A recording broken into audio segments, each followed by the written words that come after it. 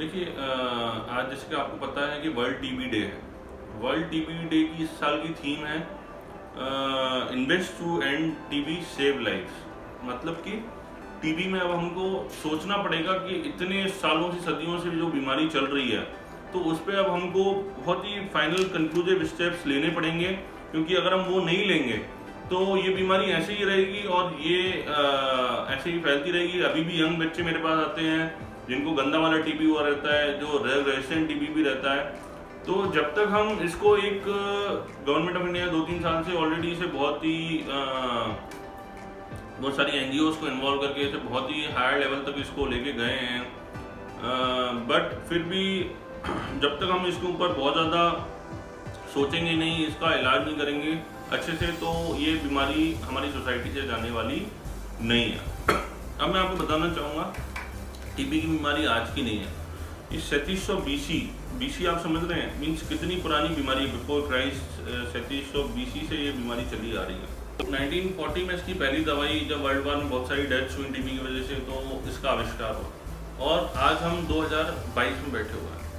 सोचिए इतने सालों से इसकी नई नई दवाइयाँ आती रही। जब से मेन इंपॉर्टेंट दवाई जब 1952-53 में रैफैम्सिन आई, जो सबसे ब्रेक थ्रू दवाई थी, और उसके बाद जब वो दवाई चालू हुई उसके बाद बहुत जो है मौतों में फ़र्क आया, बहुत सारी मौतें कम हो गई, क्योंकि ये बहुत अच्छी दवाई थी टीबी के लिए। फिर धीरे धीरे हर कोई टीबी की दवाई देने लग गया बिना डायग्नोज करें, और धीरे धीरे ड्रग रेजिस्टेंस डेवलप होने लगा, तो फिर रेजिस्टेंट टीबी आने लग गया।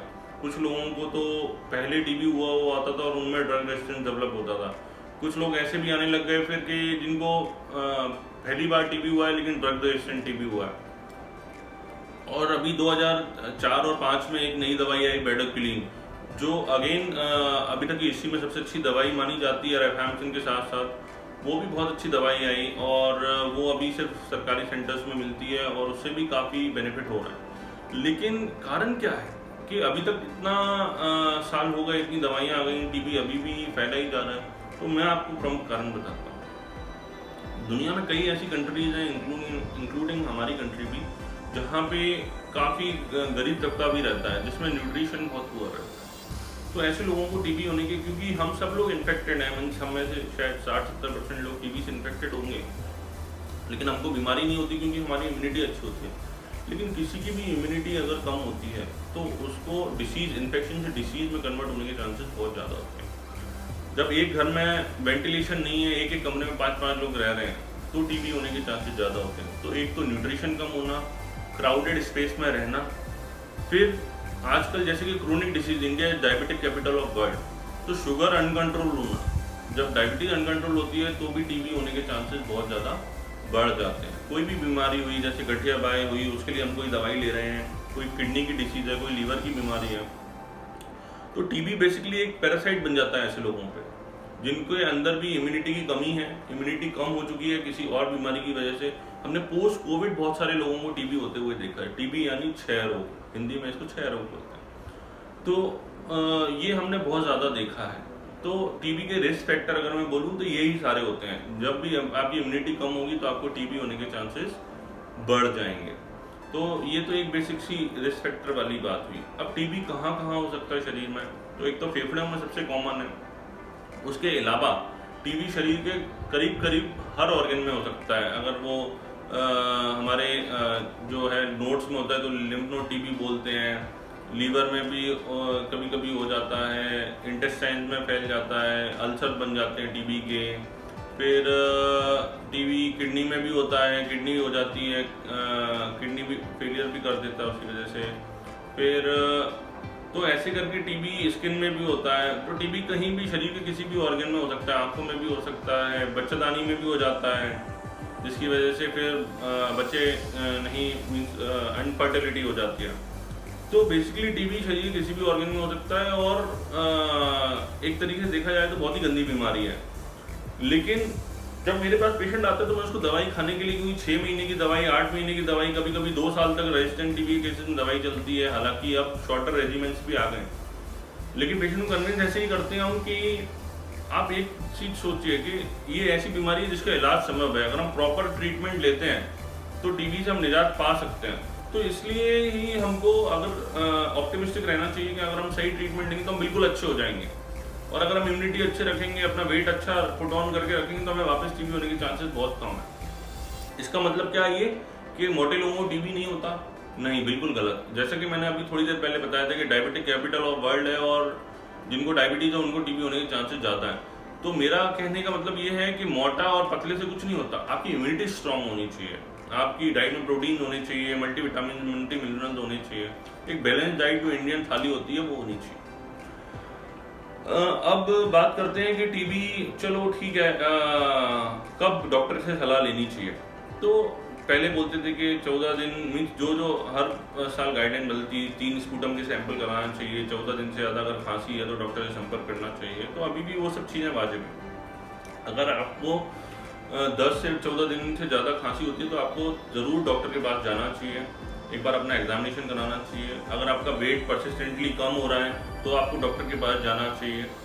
अगर आपको कोई और ऑर्गन की समस्या है तो एक बार डॉक्टर से ज़रूर संपर्क करना चाहिए, जिससे कि हम देख सकेंगे मेन बीमारी क्या है। एक बार डॉक्टर को इमेजिंग करके या फिर किसी भी तरीके से पता पड़ जाता है कि आपको कोई ना कोई समस्या है, कोई ना कोई इन्फेक्शन है, और उसकी वो जांच कराते हैं आगे, जिसमें स्टेनिंग होती है, पी स्टेनिंग होती है, माइक्रोस्कोपी से डॉक्टर देखता है कि टीबी का बैक्टीरिया तो नहीं है।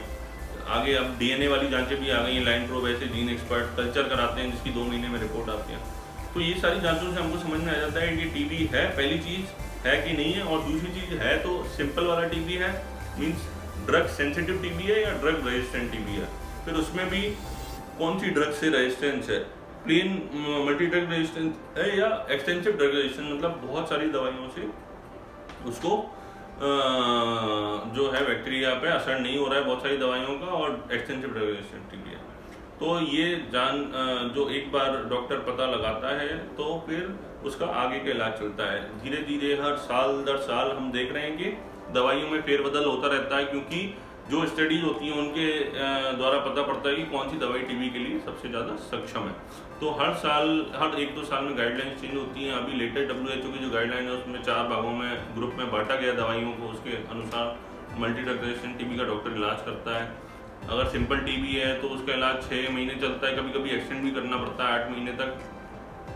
कुछ साइड इफेक्ट्स होते हैं टीबी की दवाई का, जब हम टीबी दवाई चालू करते हैं तो हम पेशेंट्स को बताते हैं, और पेशेंट्स को हर महीने में फॉलोअप बुलाते हैं, कुछ जांचें कराते हैं, जिससे कोई और ऑर्गन में दवाइयों का असर तो नहीं पड़ रहा, वो देखना होता है। तो ये एक बहुत ही प्रोटोकॉलाइज चीज़ है, मीन्स डायग्नोसिस होने से लेके इलाज तक ये हर चीज़ एक स्टेप बाई तरीके से होती है।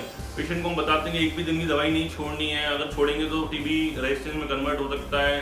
पेशेंट अगर 5-5 दिन छोड़ देते हैं तो हम उनको बहुत डांटते हैं, क्योंकि इसमें जो है लापरवाही ही समाज में टीबी को फैला रही है। जब तक हम, पहली बात तो खुद टीबी हो रहा है तो मास्क पहन के रखें, खांस रहे हैं तो अपने घर में बच्चे हैं उन सबको टीबी ना होने पाए इसके प्रबंध करें, वेंटिलेशन अच्छा रखें घर में, और अगर हमको हो गया है तो घर में दूसरे लोगों को नहीं हो, और हम भी प्रॉपर इलाज लें जिससे कि दूसरों को बैक्टीरिया और नहीं फैले। इसका हमको विशेष ध्यान रखना है। देखिए, कोई भी बीमारी, इस टाइप की बीमारी, मान लो कोविड है, कोविड में गवर्नमेंट ने सब कुछ कर दिया, लेकिन अगर क्या जनता इसको अपना वैक्सीनेशन नहीं कराती, मास्क का प्रोटोकॉल फॉलो नहीं करती, तो क्या हम इस पर निजात पा पाते? बिल्कुल नहीं पा पाते। गवर्नमेंट कोई भी चीज़ ला सकती है, गवर्नमेंट ऑफिशियल्स कोई भी लॉ और रूल पास कर सकते हैं, लेकिन उसको फॉलो करने का काम इंडिया का ही है। और यही कारण है कि कोविड में इंडिया ने जितना सफलता पाई है उतनी वर्ल्ड की डेवलप्ड कंट्रीज ने भी नहीं पाई है, क्योंकि वो लोग कैंपेन चलाते थे कि वैक्सीन नहीं लगवाना है, एंटी वैक्सीन मैंडेट और ये और वो फलाना निकालना।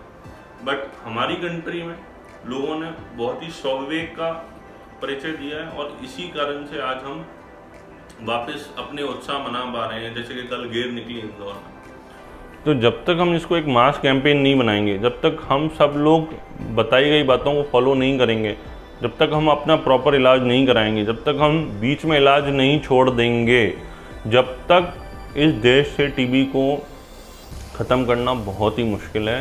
ये कोई एक इंसान, कोई एक गवर्नमेंट, कोई एक बॉडी ख़त्म नहीं कर सकती जब तक ये लोगों में जागरूकता नहीं जाएगी। हर एक छोटे से छोटे लेवल तक जब लोगों जागरूक होंगे तभी इसका इलाज संभव है, तभी टीबी को इस दुनिया से भगाना संभव है, तभी जो इस साल का स्लोगन है कि गवर्नमेंट्स को और इन्वेस्ट करना पड़ेगा इन बीमारियों में, और इसको जड़ से ख़त्म करने के लिए बेसिकली अभी भी गवर्नमेंट कर रही है कि लोगों के पीछे जो है गवर्नमेंट बॉडीज़ को दौड़ा रही है कि टीबी का इलाज करो। इलाज कराने पे आने जाने का खर्चा दे रहे हैं, ऊपर से न्यूट्रिशन प्रॉपर रहे उसके लिए खर्चा दे रहे हैं। तो मुझे लगता है कि हमारी भी एक मॉरल रिस्पॉन्सिबिलिटी बनती है कि हमको इस बीमारी को जड़ से ख़त्म करना पड़ेगा। तभी हम जो है एक कंट्री तभी सक्सेसफुल होती है तब जब वहाँ के लोग जो है हेल्दी रहें।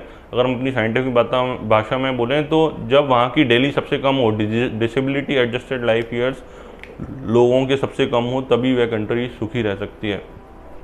मैं अपनी बात को यहीं विराम दूंगा। आप लोगों से गुजारिश करूंगा कि एक प्रॉपर टीबी का इलाज हमेशा, एक बार टीबी डायग्नोज होता, पहले तो डायग्नोसिस करना ज़रूरी है, डॉक्टर से सलाह लें, और एक बार टीबी का डायग्नोसिस हो जाए तो उस इलाज को बिल्कुल बताए गए तरीके से लें और उसे ख़त्म करें, जिससे कि आप और आपकी सराउंडिंग में सब लोग खुश रह सकें, हेल्दी रह सकें। धन्यवाद।